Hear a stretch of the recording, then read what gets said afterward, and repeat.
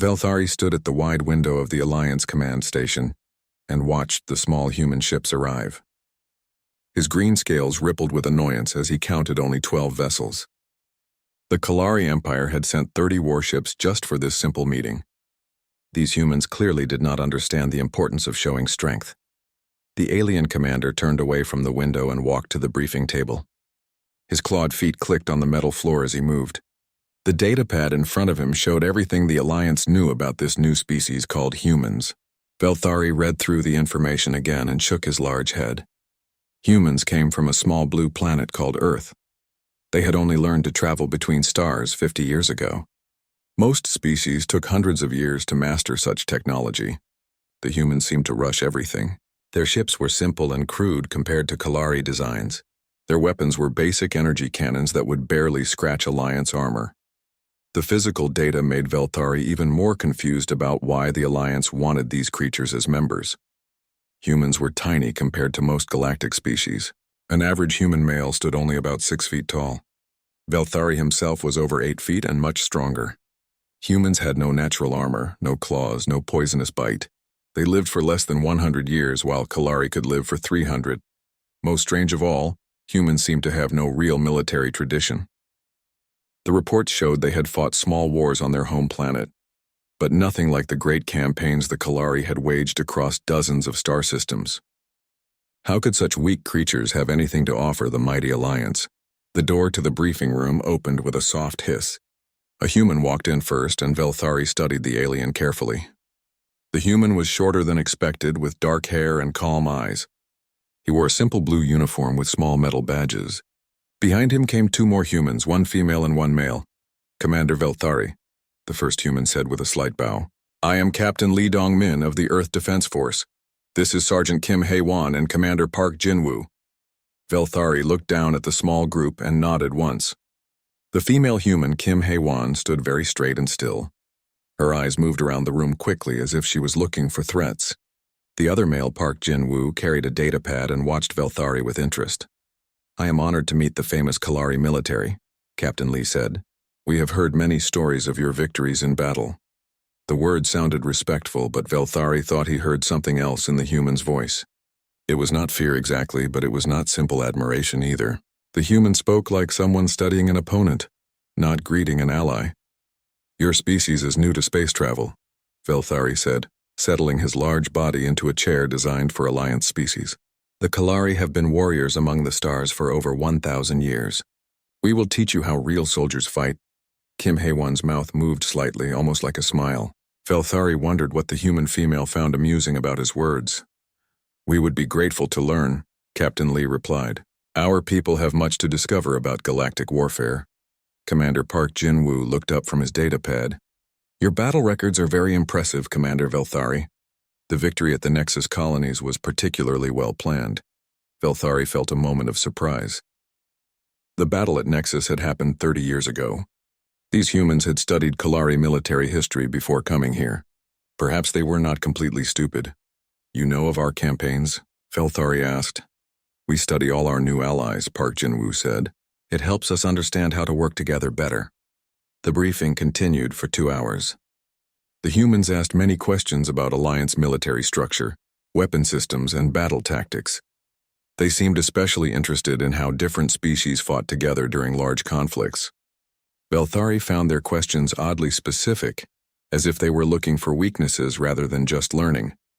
When the formal meeting ended, the groups prepared to leave. As they walked toward the door, Velthari heard Captain Lee speaking quietly to his companions in their own language. The translation device in Velthari's ear picked up most of the words. "The Kalari fight like we expected," Lee said. "Very direct, very predictable. They rely on superior firepower and discipline. Classic formation tactics," Kim Hae-won added. "They would struggle against irregular warfare." "Their honor code limits their options," Park Jin-woo observed. "They have rules about how to fight properly." Velthari stopped walking. These humans were discussing Kalari military methods like scientists studying insects.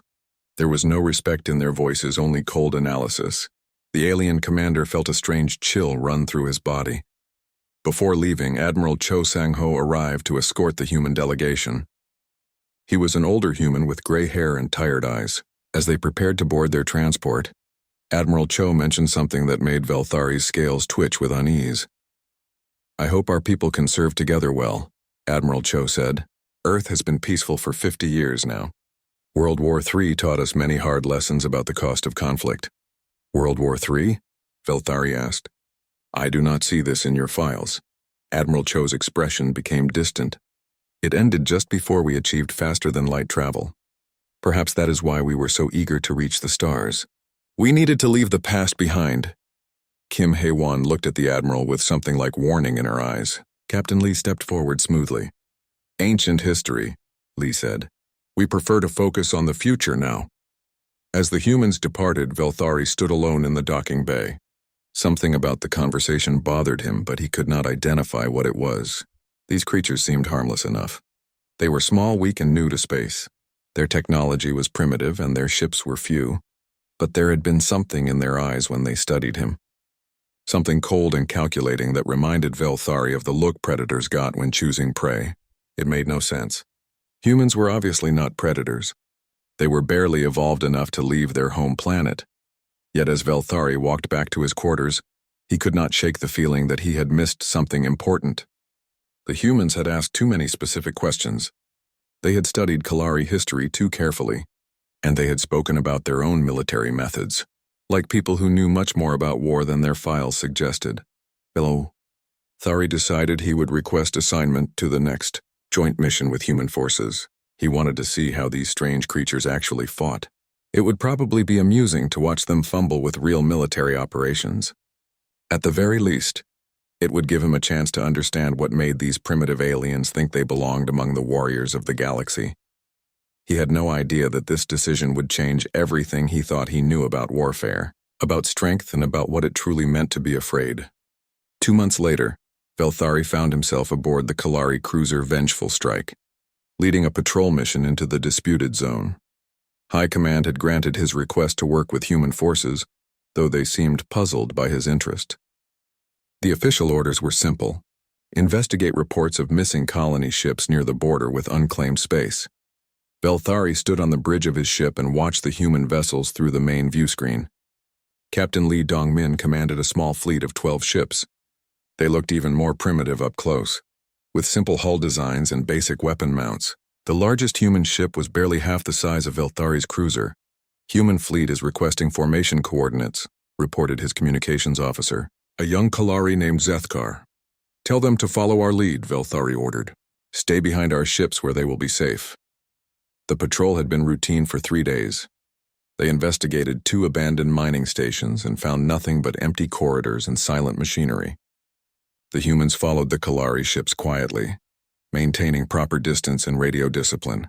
Velthari began to think this assignment would be boring. On the 4th day, everything changed. "Commander," called out Velthari's sensor operator, "we have found debris from a colony transport. Hull fragments and escape pods." Velthari studied the data on his command screen. The wreckage was fresh, maybe 2 days old. Blast patterns on the metal pieces showed energy weapon damage, but not from any Alliance technology he recognized. "Analysis?" he asked his tactical officer. "Bioorganic weapons, sir. The energy signatures match Krek's radar patterns." Velthari's scales went rigid. The Kreks were one of the most dangerous species in this part of the galaxy. They were insectoid creatures who lived on massive hive ships and attacked without warning. Krek's raiders were known for taking prisoners, rather than simply destroying their targets. Those prisoners were never seen again. "Signal the human ships," Velthari ordered. "Tell them to fall back to the outer system. We will handle this threat." The reply came from Captain Lee's ship almost immediately. "Respectfully request permission to assist, Commander. Our ships are ready for combat operations." Velthari made a sound of annoyance. These humans did not understand what they were facing. Krek's raiders fought with living ships that could heal damage and weapons that used biological toxins. They were brutal opponents who showed no mercy and took no prisoners alive for long. "Negative," Velthari replied. "This is Kalari business. Maintain safe distance."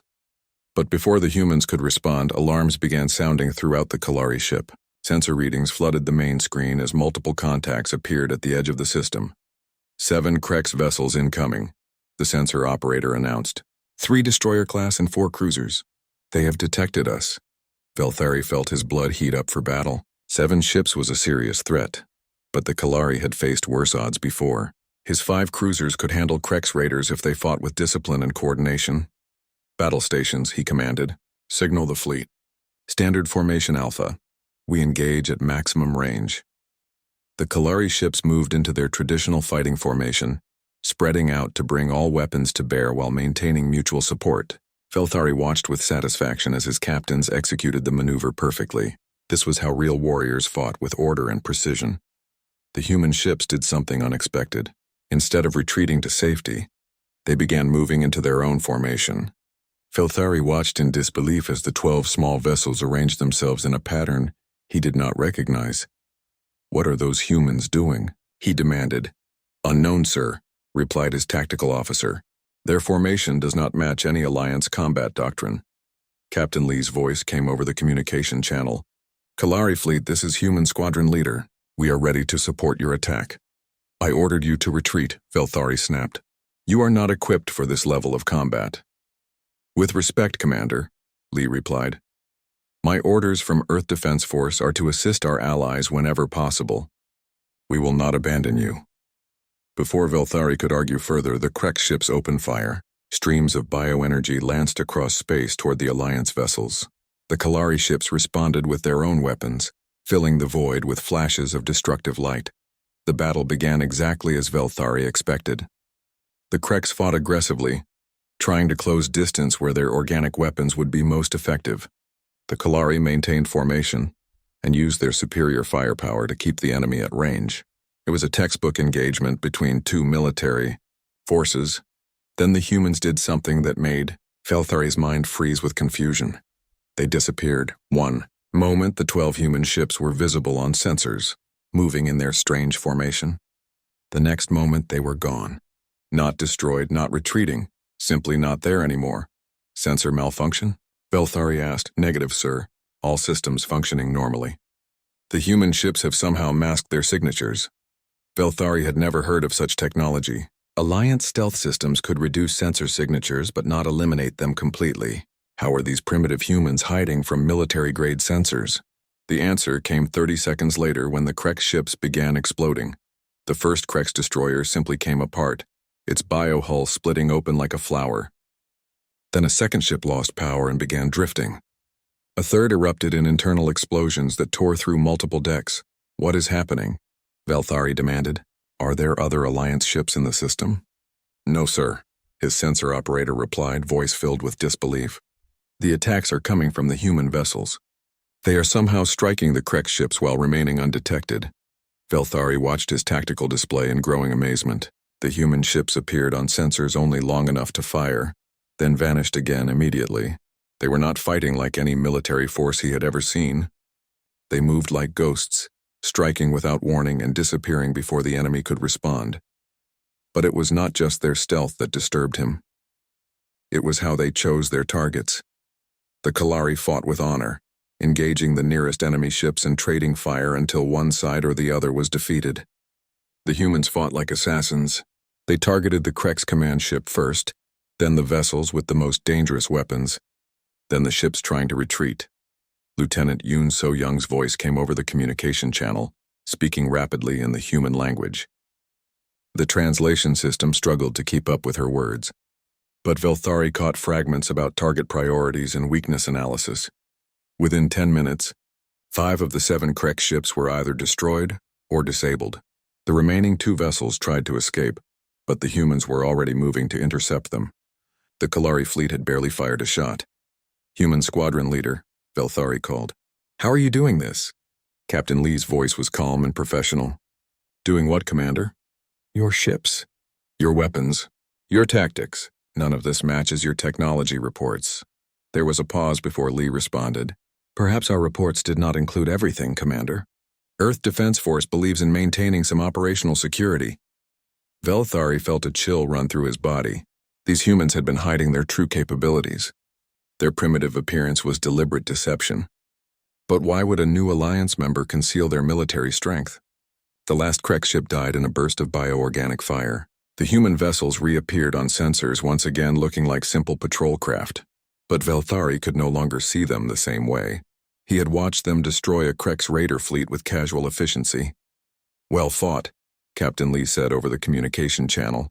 "Should we proceed to search for survivors from the colony ships?" Velthari stared at the wreckage floating in space around them. 7 Krex warships reduced to debris in less than 15 minutes. His own fleet had been prepared for a long, difficult battle. The humans had turned it into a brief execution. "Yes," he managed to say, "we will search for survivors." But as the combined fleet moved toward the original debris field, Velthari found himself watching the human ships with new eyes. They had claimed to be weak newcomers to galactic warfare. They had requested protection and guidance from more experienced species. It had all been lies. These creatures were not primitive. They were not helpless. They were something much more dangerous than any enemy the Kalari had ever faced. They were predators who had learned to look like prey. The distress signal came from deep space, beyond the wreckage of the Krex raider fleet. A weak transmission in galactic standard language repeating the same message over and over. "This is cargo vessel Dawn's Light, under attack by unknown hostiles. Requesting immediate assistance." Velthari studied the sensor readings from his command chair. The signal was coming from a location that should have been empty space. His tactical officer, Morthek, looked up from his console with confusion on his scaled features. "Commander, sensors show no ships at those coordinates, but the signal is definitely originating from that area." Captain Lee's voice came over the communication channel. "Kalari fleet, we are detecting a large mass at the signal location. It appears to be masked by some kind of interference." Velthari frowned. First, the humans had hidden their ships during battle. Now they were detecting things his sensors could not see. What kind of technology did these creatures actually possess? "Can you identify the source of interference?" Velthari asked. There was a pause before Sergeant Kim Haewon's voice answered. "It matches the signature we detected from Krex bioships, Commander." Much larger than the raiders we just fought. A cold feeling spread through Velthari's chest. If Kim Haewon was correct, they were looking at something much more dangerous than a simple raider fleet. The Krex built massive hive ships that could carry thousands of warriors and weapons that could crack planet surfaces. "I recommend we call for Alliance reinforcements," Velthari said. "A Krex hive ship is beyond our current capabilities." "With respect, Commander," Captain Lee replied, "the survivors on that cargo ship may not have time to wait for reinforcements. My Marines are prepared for a boarding action if necessary." Velthari's jaw dropped open. A boarding action against a Krex hive ship was suicide. The interior of those vessels was filled with organic weapons, poison gas, and creatures that lived only to kill intruders. No Alliance force had ever successfully boarded a hive ship and returned. "Captain Lee, you do not understand what you are suggesting. Krex hive ships are living fortresses. The corridors themselves attack intruders. The air is toxic to most species. The warriors inside fight with biological weapons that can dissolve armor." "We understand the risks," Kim Haewon said, her voice steady, "but we cannot abandon civilians if there is any chance to save them." Against his better judgment, Velthari found himself agreeing to approach the signal location. His honor code would not allow him to retreat while humans showed such courage, even if that courage was foolish. As their ships moved closer, the mysterious object began to appear on Kalari sensors. It was huge, easily 10 times the size of Velthari's largest cruiser. The shape was wrong, organic and twisted like something grown rather than built. Bioluminescent patches pulsed along its surface like a slow heartbeat. "Confirmed Krex hive ship," Morthek reported. "Class 5, capable of carrying up to 5,000 warriors." Velthari felt his scales go cold. 5,000 Krex warriors were enough to overrun an entire planet. His small fleet could barely scratch the surface of such a massive vessel. "Human ships, I strongly advise retreat," he transmitted. "This target is beyond our capabilities." Captain Lee's response surprised him. "Commander, we have located the cargo ship. It has been pulled inside the hive ship's docking bay. We can see human life signs aboard." "How can you see through the biohull?" Velthari demanded. "Trade secret," Commander Park Jin-woo answered. "But we count at least 40 survivors still alive." Velthari closed his eyes and tried to think. 40 human lives against the near-certain death of both fleets. It was not a rational choice. Any Kalari commander would withdraw and report the situation to higher authorities. But these humans were going to attempt the rescue, whether he helped or not. He could see their ships already moving toward the hive ship's docking ports. If he retreated now, he would be abandoning allies to certain death. Very well, he said, his voice heavy with resignation. Kalari Marines will accompany your boarding party. We go together or not at all. 20 minutes later, Velthari found himself in the docking tube connecting his ship to the human assault vessel. He wore full battle armor and carried his plasma rifle, but he felt like he was walking to his own execution. The human Marines were already assembled in their transport bay. Velthari counted 12 soldiers, all wearing armor that looked surprisingly advanced. Sergeant Kim Hae-won stood at the front of the group, checking her weapon with calm efficiency. Status report, Velthari said as he approached. Kim Hae-won looked up from her rifle. We have detailed scans of the hive ship interior. The cargo vessel is held in a biomechanical docking chamber, approximately 2 kilometers inside the main hull. We will need to fight through multiple defensive layers to reach the survivors. You have scans of the interior? Velthari asked in disbelief. Krek's bioships block all sensor penetration. Not all sensors, said Dr. Han Ji-young, a small human female wearing medical insignia. We have ways of seeing through organic hulls. Velthari wanted to ask more questions, but the docking tube connected with a solid clang. They were attached to the hive ship. There was no turning back now. The entry hatch opened with a hiss of escaping gas. Beyond it lay a corridor that looked like the inside of a giant creature. The walls pulsed with organic movement. Strange fluids dripped from the ceiling. The air glowed with a sickly green light that came from nowhere and everywhere. Marine Private Bae Min Seo stepped through the hatch first, moving with careful precision. Her armor's sensors swept the corridor for threats while she advanced. Behind her, Corporal Oh Tae-jin carried equipment that Velthari did not recognize. Clear, Bae Min Seo reported. Moving to first junction. The group began advancing through the hive ship's interior. Velthari had expected immediate attack, but the corridors remained quiet. Too quiet. Krek's warriors should have responded to the breach by now. Where are the defenders? He whispered to Kim Hae-won. She pointed to her armor's display screen. It showed thermal images of the surrounding area. Velthari could see dozens of heat signatures moving through parallel corridors, staying just out of sight. They are hurting us, Kim Hae-won said quietly. Standard Krek's tactic. They want us to reach the central chamber where they can surround us. Then we are walking into a trap, Velthari said. Yes, Kim Hae-won agreed, but we expected that.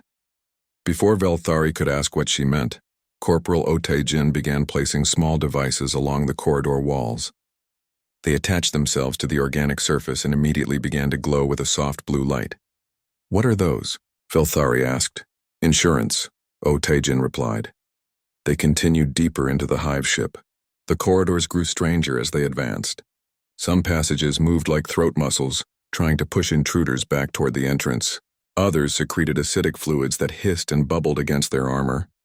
The humans moved through these obstacles like they had trained for exactly this situation. Dr. Han Ji-young stopped periodically to collect samples of the bioorganic material in small containers. She worked with clinical detachment while poison dripped around her, and alien creatures made hunting sounds in the distance. Why are you collecting specimens? Velthari asked her. Know your enemy, she replied simply. Krek's biology has weaknesses we can exploit. As they reached the first major junction, the attack finally came. Krek's warriors dropped from concealed openings in the ceiling, their insectoid bodies gleaming with natural armor. They moved with terrifying speed, wielding weapons that fired streams of corrosive biomatter. Velthari raised his plasma rifle and began firing at the nearest creatures. His shots burned through their armor, but more warriors kept coming. Within seconds, the corridor was filled with the sound of weapons fire and alien screaming. Then he saw something that made his blood freeze in his veins. Kim Hae-won was not retreating or taking defensive positions like a rational soldier. She was advancing toward the Krek's warriors with a smile on her face. Not a grimace of determination or a snarl of battle fury, but an actual smile of genuine pleasure. She moved through the alien defenders like death itself, anticipating their attacks and turning their own weapons against them. When a Krek's warrior tried to spray her with acid, she grabbed its weapon arm and redirected the stream into its companions. When another creature lunged at her with razor claws, she used its momentum to throw it into a wall so hard that the organic surface cracked. The other human Marines fought with the same terrifying efficiency. They did not just defeat the Krek's warriors, they dismantled them with surgical precision. Every movement was calculated. Every shot was perfectly placed. Every tactic was designed to cause maximum damage with minimum effort. But it was the expression on their faces that truly disturbed Velthari. They looked like they were enjoying themselves. Within 5 minutes, the corridor was filled with dead Krex warriors. The humans checked their equipment and prepared to continue deeper into the hive ship. They showed no sign of stress or fear. "How did you know how to fight them so effectively?" Velthari asked Kim Haiwan. She looked at him with those cold, calculating eyes. "We studied the recordings from every Krex encounter in Alliance history. We know how they move, how they think, how they die. But those recordings are classified military intelligence." Kim Haiwan's smile returned. "Yes, The deeper they went into the hive ship, the more wrong everything became. The corridors pulsed with life, but it was not natural life. The walls breathed with mechanical rhythm. The floor moved under their feet like a slow conveyor belt, trying to guide them toward specific locations. Strange sounds echoed from the darkness ahead, a mixture of alien voices and mechanical grinding that made Velthari's scales itch with unease. "The ship is directing us," he told Kim Haiwan as they paused at another junction. "We are being led into the central chamber where the main force waits." Kim Haiwan studied her scanner and nodded. "Queen's chamber is 3 levels down. The cargo ship survivors are being held there." "It is a trap," Velthari insisted. "The Krex Queen will have hundreds of warriors waiting.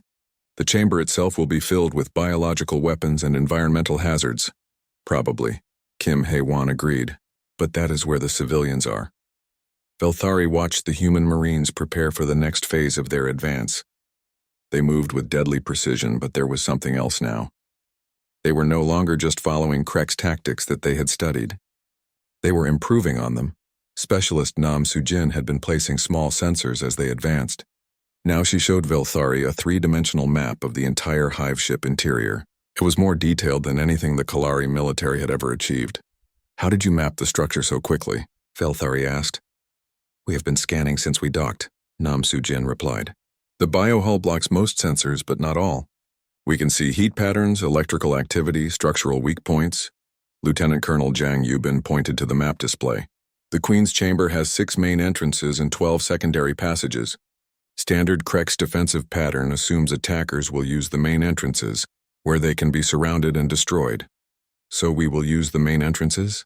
Velthari asked. "No," Zhang Yubin said with a cold smile. "We will create our own entrance." Before Velthari could ask what that meant, Corporal Otai Jin activated the devices he had been placing throughout their advance. The small objects began emitting a high-frequency sound that made the organic walls vibrate. Within seconds, the corridor around them started to convulse violently. "What have you done?" Velthari demanded. "Biological warfare," Dr. Han Ji-young explained calmly. "Krex bioships are living organisms. They have nervous systems, immune responses, pain receptors. We are giving the ship a very bad headache." The hive ship's corridors began to change. Passages that had been trying to guide them toward the Queen's chamber now spasmed and contracted. Defensive systems that should have activated instead began attacking each other. The entire vessel started to shake as its biological systems fought against the human interference. "Move now," Kim Haiwan ordered, "while the ship is distracted." They ran through corridors that writhed and bucked around them. Emergency lighting systems flashed in patterns that hurt Velthari's eyes. Alarm sounds echoed through the organic walls in frequencies that made his bones ache. As they reached the level above the Queen's chamber, engineer Ko Hyun-woo activated another device. This one interfaced directly with the ship's biomechanical systems. Velthari watched in amazement as doors began opening and closing randomly. Atmospheric controls shifted to dangerous levels, and the ship's own weapons turned on its defenders.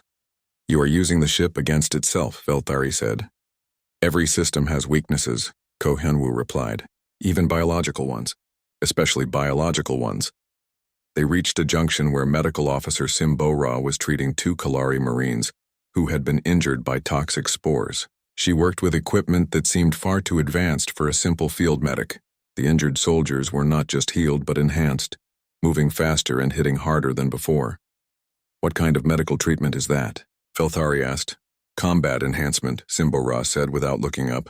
"Temporary improvements to reaction time, pain tolerance, and physical strength. Standard procedure for high-risk operations. The Alliance Medical Corps has no such procedures." Simbora finally looked at him. The Alliance Medical Corps has never fought a real war. They descended toward the Queen's chamber through passages that the humans had carved through the ship's hull using weapons Velthari had never seen before. The tools cut through bioorganic material like it was paper, leaving smooth tunnels that sealed themselves behind the group to prevent pursuit. When they finally reached the Queen's chamber, Velthari understood why the Krex had never been defeated by boarding actions. The space was enormous, easily 500 meters across and twice as tall. The walls were covered with weapon pods that tracked their movement. The floor was a maze of organic growths that provided cover for defenders. And in the center of it all stood the Krex Queen. She was 3 times the size of her warriors, with armor that looked like living metal and weapons that grew from her own body. Around her, Velthari counted at least 200 Krex soldiers arranged in defensive positions. Above them, suspended in biomechanical restraints, were the survivors from the human cargo ship. Impossible odds, Velthari whispered. Manageable tactical problem, Captain Lee Dongmin corrected. He had joined them for the final assault, carrying weapons that hummed with deadly energy. The battle began when the humans did something no rational military force would attempt. They split up. Instead of concentrating their firepower and advancing as a unit, the 12 human Marines scattered in different directions. They moved through the chamber like ghosts, using the organic cover and the ship's own confused systems to stay hidden from the defenders. Velthari found himself fighting alongside Commander Park Jin-woo, who moved through the battlefield with calm precision. The human officer did not just fight the Krex warriors, he analyzed them. Every enemy attack was studied, every defensive position was catalogued, every weakness was identified and exploited. How do you stay so calm? Velthari asked as plasma bolts flew around them. This is what we trained for, Park Jin-woo replied, firing a weapon that somehow turned Krex bioarmor against the creatures wearing it. We have been preparing for this kind of warfare since before we left Earth. Across the chamber, Velthari could see the other humans executing a battle plan that seemed to anticipate every Krex response. When the defenders tried to surround Marine Private Bay Minseo, she led them into a trap where Corporal Otai Jin was waiting with explosives. When the Queen's weapons focused on one target, another human would appear from an impossible angle to strike at vulnerable systems. But it was Captain Lee who truly terrified Velthari. The human officer approached the Krex Queen directly, walking through weapons fire that should have killed him instantly. When she tried to crush him with massive claws, he moved like flowing water. When she breathed poison gas, he somehow redirected it back at her own warriors. The Queen was a creature designed by evolution to be the perfect killer. She had natural weapons, armor, and instincts honed by millions of years of warfare. Captain Lee was just a small human with primitive equipment. But Lee fought like he understood something about warfare that the Queen had never learned. He did not try to overpower her or match her natural weapons. Instead, he made her own strength work against her. Every attack she made created an opening he could exploit. Every defensive move she tried became a trap that left her more vulnerable. Dr. Han Ji-young continued collecting samples even during the battle, analyzing Queen biology in real time, and transmitting weaknesses to the other Marines. Intelligence analyst Lee Young-jin provided tactical updates that let the humans coordinate attacks with impossible precision. Within 30 minutes, the chamber was filled with dead Krex warriors and the Queen lay dying on the organic floor. The human survivors were freed from their restraints and evacuated toward the waiting ships. As they prepared to leave the hive ship, Velthari asked the question that had been haunting him since the battle began. "How did you know?" he said to Captain Lee. "How did you know exactly how they would fight, exactly where they would be, exactly what would work against them?" Captain Lee looked at him with those cold, calculating eyes. "Because we have been studying warfare longer than any species in the galaxy. The Kalari have been fighting in space for 1,000 years. Humans have been fighting each other for 10,000 years. But your files said you were peaceful. Your technology seemed primitive." "Our files said what we wanted them to say," Captain Lee replied, "and our technology is exactly as advanced as it needs to be. We do not build weapons to impress other species. We build them to win wars." As they moved through the dying hive ship, Velthari finally understood what he had been seeing. These humans had not learned warfare from the Alliance. They had perfected it before they ever left their home planet. Every tactic they used, every strategy they employed, Every psychological insight they demonstrated came from thousands of years of constant conflict. The Alliance had thought it was gaining a weak new member that needed protection and guidance. Instead, it had unknowingly recruited the most dangerous military force in galactic history. And the most terrifying part was that the humans were still pretending to be harmless. The debriefing room at Alliance Command Station felt different when Velthari entered it 3 days after the hive ship operation. The same metal walls, the same conference table, the same wide windows looking out into space. But everything had changed because now he knew what the humans really were. Admiral Cho Sang-ho sat at the head of the table, looking exactly as tired and peaceful as he had during their first meeting. Captain Lee Dong-min was present, along with Commander Park Jin-woo and Sergeant Kim Hae-won. They wore the same simple uniforms and carried the same modest equipment. But Velthari could no longer see them as harmless newcomers to galactic warfare. The operation was a complete success, Admiral Cho said, reading from a datapad. 43 civilian survivors rescued with 0 casualties among Alliance forces. 1 Krex hive ship eliminated. Threat to local shipping lanes removed. The words sounded routine, like any military after-action report. But Velthari had been there. He had seen 12 human Marines destroy a fortress that should have required an entire Alliance fleet to defeat. "How long have you been lying to us?" Velthari asked quietly. Admiral Cho looked up from his datapad with genuine confusion. "I am sorry, Commander. I do not understand your question. Your technology, your tactics, your capabilities, everything you told the Alliance about human military strength was false." Captain Lee leaned forward slightly. "Our reports were accurate, Commander. We listed our ship specifications, weapon capabilities, and personnel numbers exactly as requested. But you did not mention stealth systems that can hide ships from military sensors. You did not mention weapons that can turn biological armor against itself. You did not mention tactical knowledge that exceeds anything in Alliance databases. The Alliance did not ask about those things," Kim Hae-won said with her slight, cold smile. Velthari felt his scales ripple with frustration. "You deliberately concealed your true military potential." "Why?" Admiral Cho sighed and set down his datapad. For the first time since Velthari had met him, the human looked directly into his eyes. What the Kalari commander saw there made his blood freeze. "Because the truth would have terrified you," Admiral Cho said simply. The room fell silent except for the quiet hum of the station's life support systems. Velthari stared at the human admiral and realized that everything he thought he knew about this species was wrong. "Tell me the truth now," Velthari said. Admiral Cho stood and walked to the large window overlooking space. "The truth is that Earth has been monitoring galactic communications for over 200 years. We have detailed intelligence files on every major species, every government, every military force in known space." "That is impossible. You only achieved faster than light travel 50 years ago." "We achieved faster than light travel 50 years ago," Admiral Cho corrected. "We achieved faster than light communication much earlier. We have been listening to your wars, studying your tactics, learning your weaknesses since before your grandfather was born." Commander Park Jin-woo activated a holographic display that filled the center of the room. It showed star charts, battle analyses, and tactical assessments covering hundreds of systems and dozens of species. "Every conflict the Alliance has fought in the past century," Park Jin-woo explained. "Every strategy employed by Kalari forces, Nexari fleets, Torvan raiders, and Krex hive ships. We have analyzed them all." Velthari stared at the display in growing horror. "You have been preparing for war against the entire galaxy.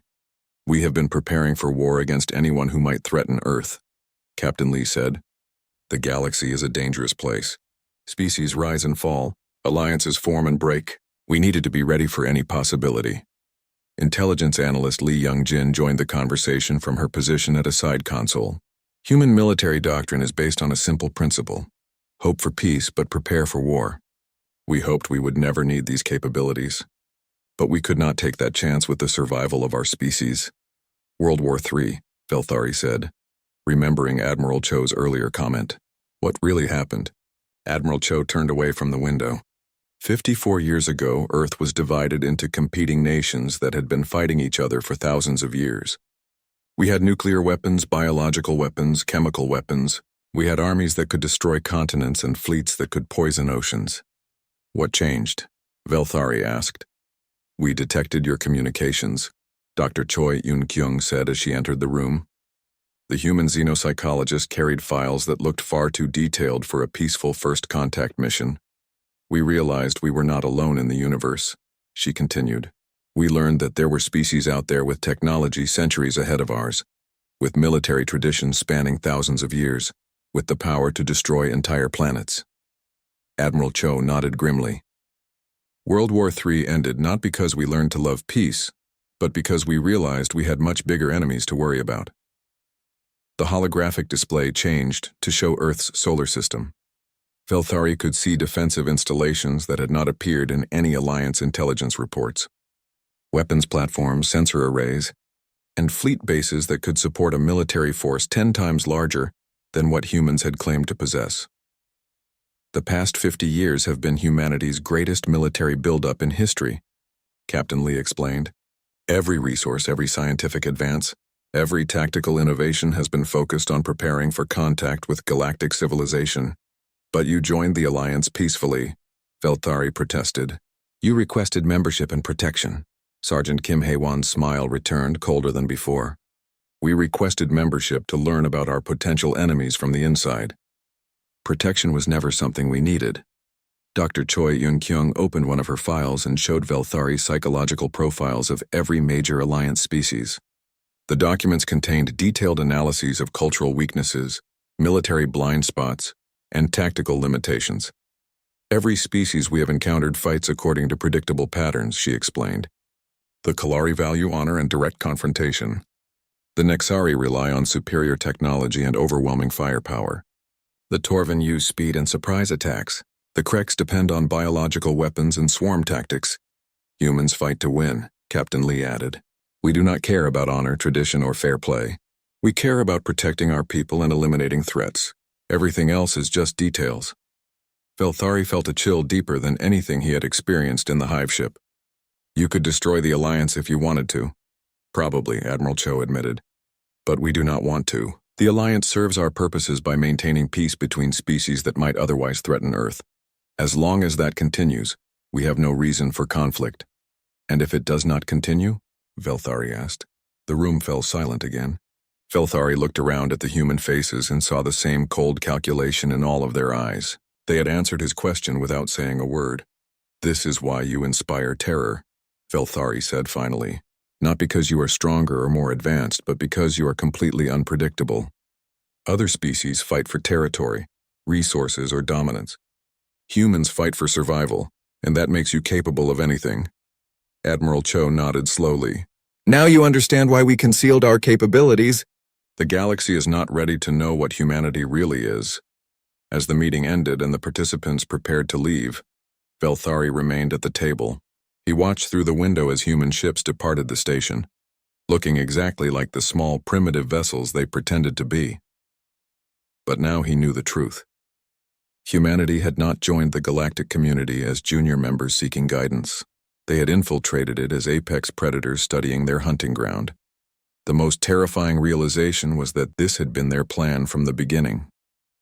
50 years of preparation, 50 years of deception, 50 years of positioning themselves at the heart of galactic civilization while remaining completely invisible. Velthari thought about his own people, the proud Kalari warriors who believed they were the galaxy's premier military force. He thought about all the species in the Alliance who felt safe behind their fleets and weapons and traditions. None of them had any idea that they were sharing space with creatures who had turned warfare into a science and survival into an art form. And the humans were content to let them remain ignorant, as long as everyone continued to behave peacefully. Velthari finally understood why Admiral Cho always looked so tired. It must be exhausting to pretend to be harmless when you were actually the most dangerous thing in the galaxy. As he left the debriefing room, Velthari made a decision that would define the rest of his career. He would never again underestimate any species based on their appearance or their claims about their capabilities, because he had learned the most important lesson in galactic warfare. The deadliest predators are the ones that look like prey until the moment they strike, and humanity had been hunting since before they ever left their home world.